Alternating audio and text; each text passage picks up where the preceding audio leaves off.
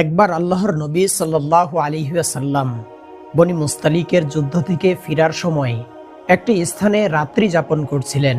রাত্রি শেষে যখন কাফেলা রওনা হওয়ার সময় হলো, এমন সময় আম্মাজান আয়েশা রাদিয়াল্লাহু তাআলা আনহা প্রাকৃতিক প্রয়োজন পূরণের জন্য একটু বাইরে গেলেন।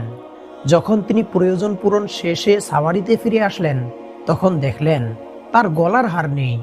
আম্মাজান আয়েশা রাদিয়াল্লাহু তাআলা আনহা বুঝতে পারলেন, যেখানে তিনি প্রাকৃতিক প্রয়োজন সারার জন্য গিয়েছিলেন সেখানেই হয়তো গলার হারটি পড়ে গেছে।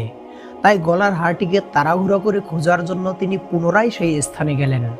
সেই স্থান থেকে ফিরে আসার পরে তিনি দেখলেন, হায় হায়, এ কি!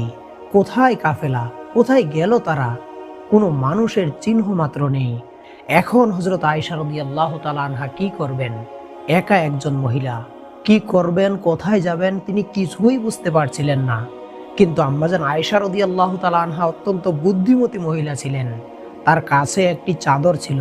তিনি সেই চাদরটি নিজের গায়ে পেঁচিয়ে সেই স্থানেই শুয়ে রইলেন। কারণ তিনি জানতেন কিছুক্ষণের মধ্যেই আল্লাহর নবীর কাছে এই ভুলটি ধরা পড়বে, আর অবশ্যই তখন তিনি তাকে খোঁজ করার জন্য লোক প্রেরণ করবেন। আবেগ উৎকণ্ঠার মধ্য দিয়ে হযরত আয়েশা রাদিয়াল্লাহু তাআলা আনহার রাত্রি প্রভাত হলো। সফওয়ান ইবনে মুআত্তাল, যাকে আল্লাহর নবী সাল্লাল্লাহু আলাইহি ওয়াসাল্লাম কাফেলার পিছনে রেখে এসেছিলেন, এটা দেখার জন্য যে কাফেলার পিছনে কোনো মাল সামান পড়ে রয়ে গেছে কিনা, তিনি একটি উট নিয়ে সেই স্থানের পাশ দিয়ে যাচ্ছিলেন। যেতে যেতে তিনি দেখতে পেলেন একটি নারী অবয়ব বস্ত্র আচ্ছাদিত হয়ে শুয়ে রয়েছেন।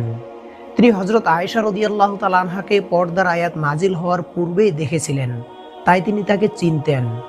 নারী অবয়বটিকে দেখেই তিনি চিনতে পারলেন এটি আর কেউ নয়, আল্লাহর নবী সাল্লাল্লাহু আলাইহি ওয়াসাল্লামের প্রিয়তমা স্ত্রী আম্মাজান আয়েশা রাদিয়াল্লাহু তাআলা আনহা।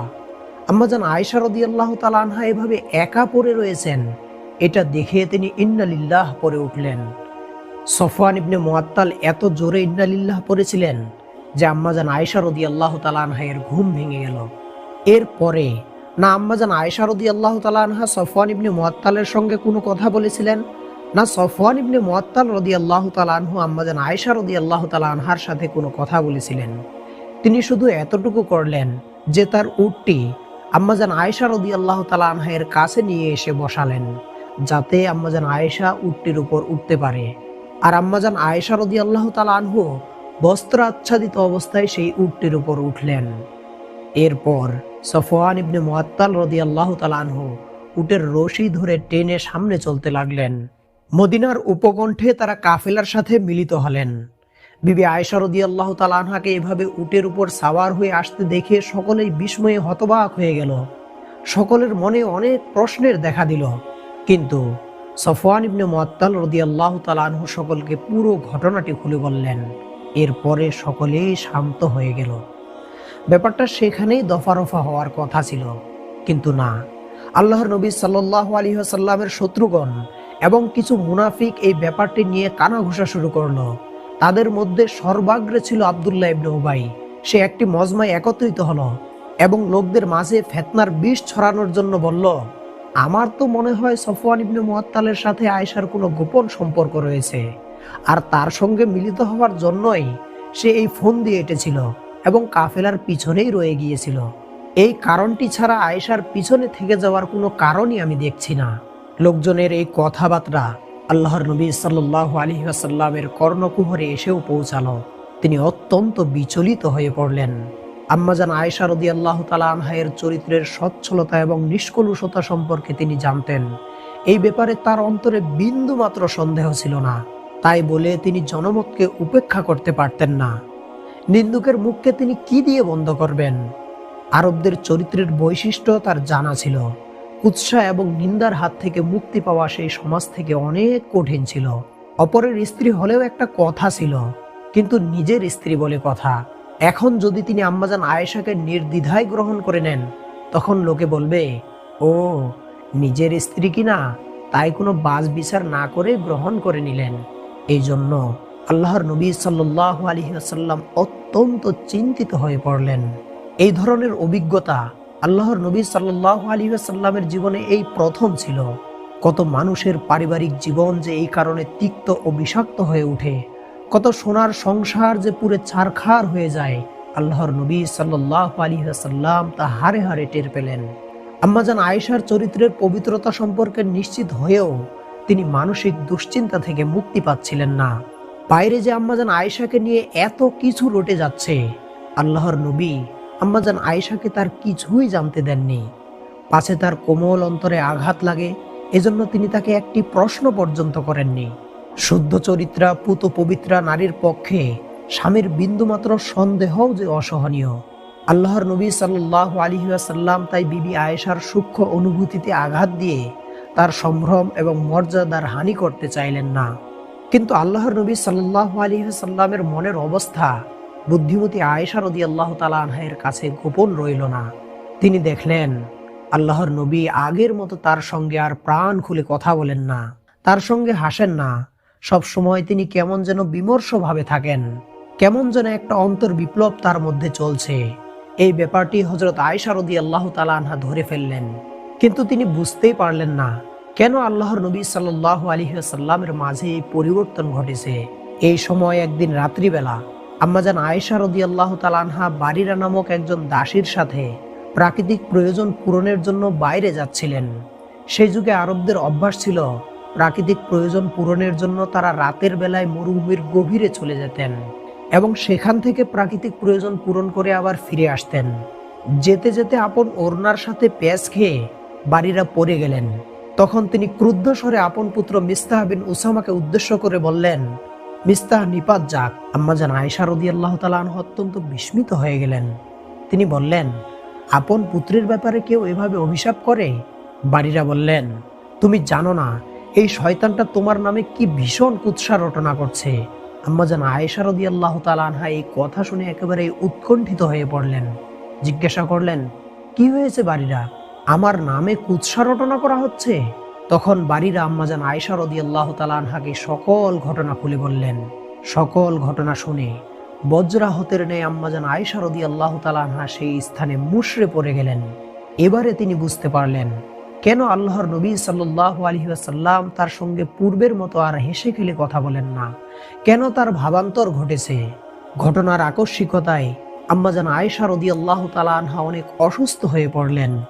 দিবারাত্র তিনি শুধু কেঁদেই চলছেন, কেবলই কান্না করছেন। একে তো তিনি নিরপরাধিনী, তার উপর পয়গম্বরের সহধর্মিনী।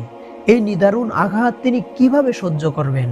তিনি একা একা ভাবতে লাগলেন, লোকে যাই বলুক, স্বয়ং আল্লাহর রসুলও কি আমার ব্যাপারে একই কথা ভাবেন? তিনিও কি আমার চরিত্র সম্পর্কে সন্দেহ করেন? নিশ্চয়ই করেন, নতুবা তিনি কেন আমার সঙ্গে আগের মতো প্রাণ খুলে কথা বলেন না, হাসেন না কেন? তার ব্যবহারে কেন সেই অপকট আন্তরিকতা নেই? যদি তাই হয় তবে আমার এই জীবনে ধিক, আমার এই জীবন বৃথা। এই ধরনের নানান দুশ্চিন্তা আম্মাজান আয়েশা রাদিয়াল্লাহু তাআলা আনহার অন্তরে ভিড় জমালো। এরপরে তিনি আল্লাহর নবী সাল্লাল্লাহু আলাইহি ওয়াসাল্লামের কাছ থেকে অনুমতি চাইলেন যাতে তিনি তার পিত্রালয়ে চলে যেতে পারেন। আর নবী আকরাম সাল্লাল্লাহু আলাইহি ওয়াসাল্লামও তাকে অনুমতি দিয়ে দিলেন। মুনাফিকদের মধ্যে একটি দল তো ছিল, তারা সর্বদাই কুৎসা রটনা করত, কিন্তু কিছু কিছু মুসলমানও এই কুৎসা রটনার কাজে নিয়োজিত হয়ে গিয়েছিল। তাদের মধ্যে বিশেষভাবে 3 জনের নাম উল্লেখযোগ্য। একজন হলেন কবি হাসান বিন সাবিত, দ্বিতীয়জন হলেন মিস্তাহ বিন উসামা, আর তৃতীয়জন হলেন হামনা বিনতে জাহাশ। হামনা বিনতে জাহাশ ছিলেন আল্লাহর নবী সাল্লাল্লাহু আলাইহি ওয়াসাল্লামের স্ত্রী জয়নবের বোন। নবী আকরাম সাল্লাল্লাহু আলাইহি ওয়াসাল্লামের স্ত্রীদের মধ্যে হযরত আয়েশা রাদিয়াল্লাহু তাআলা আনহার পরে সবচাইতে সুন্দরী ছিলেন জয়নব বিনতে জাহাশ। হামনা বিনতে জাহাশ এই সুযোগে হযরত আয়েশা রাদিয়াল্লাহু তাআলা আনহাকে স্থানচ্যুত করে তার স্থানে নিজের বোনকে গৌরবান্বিত করার একটি মতলব আঁটলেন। একদিন তিনি জয়নব বিনতে জাহাশকে বললেন, জয়নব, এই সুযোগ তুমি কেন হাতছাড়া করছো? তুমিও তো আয়েশার নামে আল্লাহর নবী সাল্লাল্লাহু আলাইহি ওয়াসাল্লামের কাছে দুই একটি কুৎসার কথা বলে দিতে পারো। কিন্তু জয়নবের অন্তর ছিল অতি উচ্চ এবং মহৎ। তিনি বললেন, হে হামনা, আয়েশা আমার বোন, সেও তো একজন নারী, না জেনে না শুনে কেন তার চরিত্রে কলঙ্ক দান করব? আল্লাহর নবী সাল্লাল্লাহু আলাইহি ওয়াসাল্লামের আদর্শ স্ত্রীর একটি আদর্শ উত্তর ছিল এটি। আম্মাজান আয়েশা রাদিয়াল্লাহু তাআলা আনহা পিত্রালয়ে যাওয়ার পরে তার অবস্থা দিন দিন আরো খারাপ হতে লাগলো, আর এ কারণে মানুষের মাঝে সন্দেহ আরো ঘনীভূত হলো। এই গুরুতর পরিস্থিতির মধ্যে আল্লাহর নবী সাল্লাল্লাহু আলাইহি ওয়াসাল্লাম সর্বদাই আল্লাহর নির্দেশের অপেক্ষা করছিলেন, কিন্তু কোনো ওহী এই পর্যন্ত নাজিল হচ্ছিল না। একদিকে রব্বুল আলামিনের পক্ষ থেকে এই নীরবতা, অন্যদিকে গীবতকারীদের এই কুৎসা রটনা, এই দুইয়ের মাঝে পড়ে আল্লাহর নবী সাল্লাল্লাহু আলাইহি ওয়াসাল্লাম একেবারে বিচলিত হয়ে পড়লেন। কি করবেন তিনি? শত্রুরা বাইরে থেকে কলঙ্কের কালিমা দিয়ে প্রিয় স্ত্রীর অন্তর বিদ্ধ করবে, অথচ স্বামী হয়ে তিনি তার জন্য কিছুই করতে পারছেন না। দূরে দাঁড়িয়ে শুধু এই দৃশ্য নীরবে দেখছেন। এই ভীরুতাও তো তিনি সহ্য করতে পারছেন না। তিনি ব্যাকুল হয়ে পড়লেন। তখন তিনি মসজিদে গিয়ে মিম্বারের উপর দাঁড়িয়ে সমবেত সাহাবায়ে কেরামকে বললেন, আমি বুঝতে পারি না, আমার বংশের উপর অযথা কালিমা লেপন করে লোকেরা কি সুখ পায়। তোমরা তো সফওয়ানকে ভালোভাবেই চেনো। আমি তাকে অতি উচ্চ এবং সচ্চরিত্রের লোক বলেই জানি। ভালো ছাড়া তার মধ্যে আমি কোনোদিন মন্দ কিছু দেখিনি। তবে কেন এই অন্যায় কুৎসা রটনা? কেন মানুষ আয়েশার বিরুদ্ধে এই কুৎসা রটনা করেই চলছে? আল্লাহর নবী সাল্লাল্লাহু আলাইহি ওয়াসাল্লামের এই আবেগপ্রবণ কথা শুনে আউস গোত্রের নেতা উসাইদ অতিমাত্রায় সহানুভূতিশীল হয়ে পড়লেন। তখন তিনি তলোয়ার নিয়ে দাঁড়িয়ে গেলেন এবং বললেন, হে আল্লাহর নবী, আপনি অনুমতি দিন। যারা আম্মাজান আয়েশার ব্যাপারে এই সকল জঘন্য কুৎসা রটনা করছে, আমি তাদের গর্দান এখনই উড়িয়ে দিব। কুৎসা রটনাকারীদের অধিকাংশই ছিল খাজরাজ বংশীয়। কাজী উসাইদের এই আলফালন এবং ভীতি প্রদর্শন খাজরাজ গোত্রের লোকদের একেবারেই মনোপুত হল না। এ কারণে তারা তার প্রতিবাদ করে বসল। তখন ক্রমে ক্রমে উভয় পক্ষের মধ্যে একটি যুদ্ধের অবস্থা তৈরি হলো। মনে হতে লাগলো যেন আউস ও খাজরাজ গোত্রের পূর্বের শত্রুতা আবার ফিরে এসেছে। অতি কষ্টে আল্লাহর নবী সাল্লাল্লাহু আলাইহি ওয়াসাল্লাম সেই পরিস্থিতিকে ট্যাকেল দিলেন। এরপর তিনি হযরত আবু বকর রাদিয়াল্লাহু তাআলা আনহু এর গৃহে উপস্থিত হলেন এবং হযরত আলী, হযরত ওসমান ও উমর রাদিয়াল্লাহু তাআলা আনহু এর সঙ্গে এই বিষয়ে একটি পরামর্শ করলেন। আল্লাহর নবী বললেন, হে ওমর, এ ব্যাপারে তোমার মতামত কি? হযরত উমর রাদিয়াল্লাহু তাআলা আনহু বললেন, হে আল্লাহর নবী, এসব ব্যাপার নিয়ে আপনি একেবারেই চিন্তা করবেন না। যারা কুৎসা রটনা করছে তারা সম্পূর্ণ মিথ্যাবাদী। এটা একটা সুস্পষ্ট অপবাদ। আল্লাহর নবী হযরত ওসমানকে জিজ্ঞাসা করলেন, ওসমান, তোমার মত কি? ওসমান রাদিয়াল্লাহু তাআলা আনহু বললেন, ওমর যা বলেছে আমার মত ঠিক তাই। এই কথাগুলির কোনোই ভিত্তি নেই, সম্পূর্ণ অলীক কুৎসা রটনা মাত্র। এরপর তিনি হযরত আলীকে জিজ্ঞাসা করলেন, আলী, তোমার কি মত? হযরত আলী রাদিয়াল্লাহু তাআলা আনহু বললেন, নিশ্চয়ই এগুলি মিথ্যা কথা।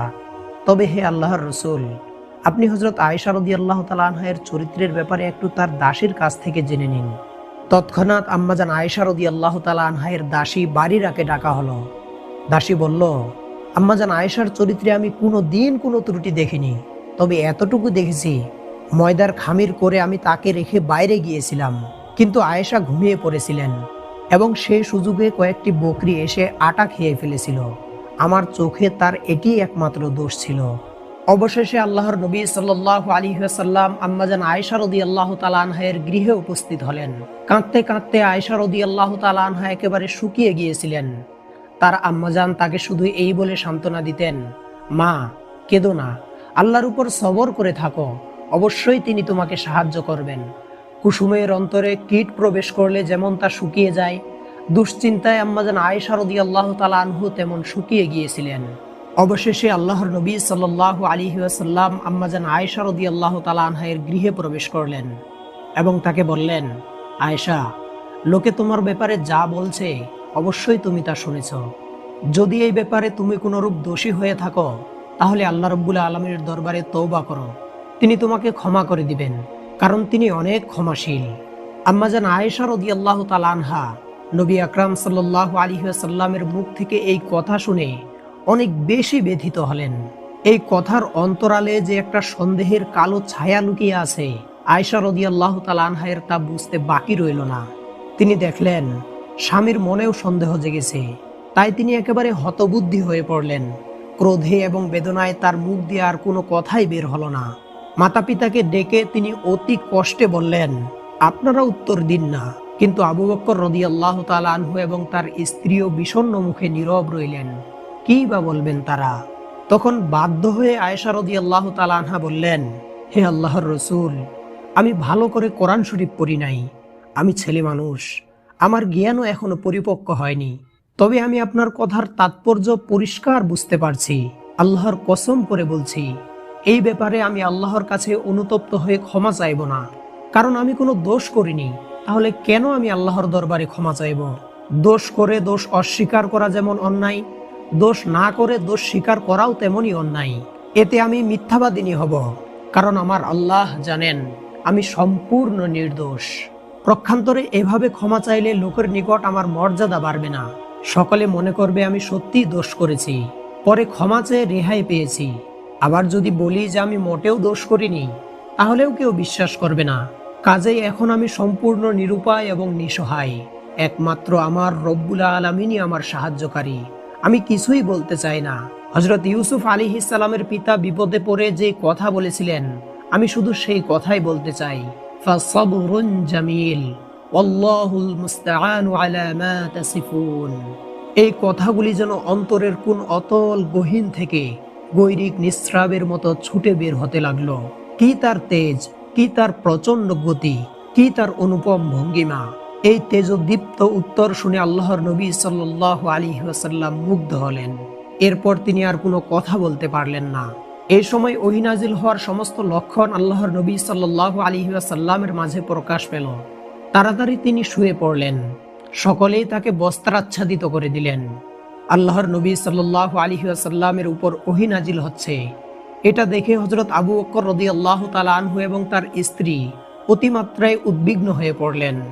এই মুহূর্তে তাদের মেয়ে আয়েশার ব্যাপারে আল্লাহ রাব্বুল আলামিনের পক্ষ থেকে কোন ওহী নাজিল হয় কে জানে। একটা সঙ্গীন মুহূর্তের সম্মুখে দাঁড়িয়ে তারা আবেগকম্পিত হৃদয়ে অপেক্ষা করতে লাগলেন। কিন্তু আম্মাজান আয়েশা রাদিয়াল্লাহু তাআলা আনহা তখনও নির্বিকার।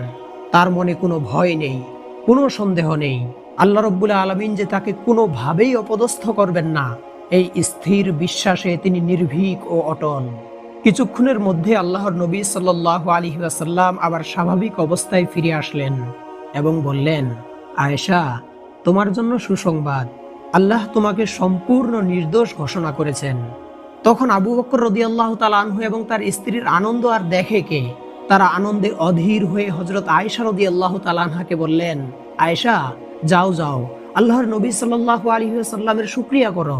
কিন্তু আম্মাজান আয়েশা রাদিয়াল্লাহু তাআলা আনহা দৃঢ়কণ্ঠে অভিমানীর মতো বলে উঠলেন, কিছুতেই না। তিনি কি আমাকে সাহায্য করেছেন যে আমি তার নিকট কৃতজ্ঞ হব? তিনি তো কুৎসাকারীদের দলেই ছিলেন, তাদের কথাই তো তিনি বিশ্বাস করেছিলেন। আমার সপক্ষে তো তিনি কিছুই করেননি। আমার এই চরম বিপদে কেউ যদি আমাকে সাহায্য করে থাকেন, তিনি হলেন আমার একমাত্র আল্লাহ, আমার রহমানুর রহিম। কাজই কারো কাছে যদি আমার কৃতজ্ঞতা প্রকাশ করতে হয়, তাহলে আমি আল্লাহর কাছেই কৃতজ্ঞতা প্রকাশ করব। এই কথা শুনে আল্লাহর নবী সাল্লাল্লাহু আলাইহি ওয়াসাল্লাম একটু মৃদু হাসলেন। অভিমানী আয়েশার এই কথাগুলির কোনো উত্তর তিনি দিলেন না। এরপর আল্লাহর নবী সাল্লাল্লাহু আলাইহি ওয়াসাল্লাম সমবেত জনতার সামনে দাঁড়িয়ে রব্বুল আলামিনের কুরআনের ঘোষণা সকলকে শুনিয়ে দিলেন। আল্লাহ রব্বুল আলামিন বলেছেন, যারা সম্ভ্রান্ত স্ত্রীলোকদের সম্বন্ধে কুৎসা রটনা করে এবং 4টি প্রমাণ উপস্থিত করতে না পারে, তাদেরকে 80টি দোররা মারবে এবং কখনো তাদের সাক্ষ্যকে সত্য বলে গ্রহণ করবে না, কারণ তারা সীমা লঙ্ঘনকারী। আল্লাহ রব্বুল আলামিনের পক্ষ থেকে এই বিধান নাজিল হওয়ার পরে হাসান বিন সাবিত এবং মিস্তাহ বিন উসামাকে 80টি করে দোররা মারা হলো। এমনকি আল্লাহর নবী সাল্লাল্লাহু আলাইহি ওয়াসাল্লামের স্ত্রী জয়নবের বোন হামনাকেও রেহাই দেওয়া হলো না, যে ইতিপূর্বে হযরত আয়েশা রাদিয়াল্লাহু তাআলা আনহার ব্যাপারে কুৎসা রটনা করেছিল। মিস্তাহ নামক যে মুসলমান ব্যক্তিটি হযরত আয়েশা রাদিয়াল্লাহু তাআলা আনহার বিরুদ্ধে কুৎসা রটনা করেছিলেন, তিনি প্রকৃতপক্ষে একজন সত্যবাদী মুসলমান ছিলেন। হযরত আবু বকর রাদিয়াল্লাহু তাআলা আনহু তার সকল খরচ এবং ভরণ পোষণ চালাতেন। যখন আল্লাহ রাব্বুল আলামিনের পক্ষ থেকে সকল ঘটনাগুলি প্রকাশিত হয়ে গেল, আবু বকর রাদিয়াল্লাহু তাআলা আনহু কসম করে বসলেন, তিনি আর মিস্তাকে কোনোদিন ভরণ পোষণ দিবেন না এবং তার প্রয়োজনীয় ব্যয়ভারও বহন করবেন না। কিন্তু আল্লাহ রাব্বুল আলামিন হযরত আবু বকর রাদিয়াল্লাহু তাআলা আনহুর এই ঘটনাটি প্রসঙ্গে একটি আয়াত নাজিল করলেন, তোমাদের মধ্যে যাহারা সঙ্গতি সম্পন্ন, তাহারা যেন তাদের আশ্রিতজনকে, দরিদ্রগণকে এবং যারা আল্লাহর পথে পালিয়ে এসেছে তাদেরকে কোনরূপ সাহায্য না করার প্রতিজ্ঞা না করে। তাদের উচিত সকলকে ক্ষমা করা এবং নিজেদের প্রতিজ্ঞা হতে ফিরে আসা। আল্লাহ তোমাদেরকে ক্ষমা করেন। তোমরা কি এটি পছন্দ করো না? নিশ্চয়ই আল্লাহ ক্ষমাশীল ও দয়ালু। আয়াতগুলি নাজিল হওয়ার পরে আল্লাহর নবী সাল্লাল্লাহু আলাইহি ওয়াসাল্লাম সকলকে ক্ষমা করে দিয়ে পুনরায় তাদের সাথে সম্প্রীতি স্থাপন করলেন। হযরত আবু বকর রাদিয়াল্লাহু তাআলা আনহু তার পূর্ব প্রতিজ্ঞা প্রত্যাহার করে পুনরায় এই প্রতিজ্ঞা করলেন যে যতদিন তিনি বাঁচবেন ততদিন কোনো অবস্থাতেই মিস্তাহকে সাহায্য করতে ভুলবেন না। এই ছিল আম্মাজান আয়েশা রাদিয়াল্লাহু তাআলা আনহার উপর জেনার অপবাদ দেওয়ার সেই দুঃখজনক ঘটনাটি। কিন্তু দুঃখজনক ব্যাপার হলো এখনো এই ঘটনাটিকে নিয়ে শিয়া সম্প্রদায় আম্মাজান আয়েশা রাদিয়াল্লাহু তাআলা আনহার চরিত্রে কালিমা লেপন করেই যাচ্ছেন। শিয়া সম্প্রদায়ের প্রধান ইমাম এবং ধর্মীয় নেতা খোমেনি বলেছিল, যদি কোনোদিন আমরা সৌদি আরবকে দখল করতে পারি তাহলে সৌদি আরবের বুক থেকে আয়েশার কবরকে উত্তোলন করে তার হাড়ের উপর জিনার রজম প্রয়োগ করব। নাউজুবিল্লাহ, কত বড় সাংঘাতিক কথা! অথচ আল্লাহ রাব্বুল আলামিন আম্মাজান আয়েশা রাদিয়াল্লাহু তাআলা আনহার চরিত্রের পবিত্রতা বর্ণনায় আল কুরআনুল কারিমে কমপক্ষে 10টির উপর আয়াত নাজিল করেছেন। তারপরও তারা এই কথা বলে। আর যেই ঘটনাটি আপনাদের সামনে বর্ণনা করা হয়েছে সহিহুল বুখারীতে পরিপূর্ণ ঘটনাটির পুঙ্খানুপুঙ্খ বর্ণনা রয়েছে। এই ঘটনাটির একটি সুদূর প্রসারী প্রভাব রয়েছে। আল্লাহ রাব্বুল আলামিন আমাদেরকে এই ঘটনা থেকে পরিপূর্ণ শিক্ষা লাভ করার তৌফিক দান করুন। আমিন।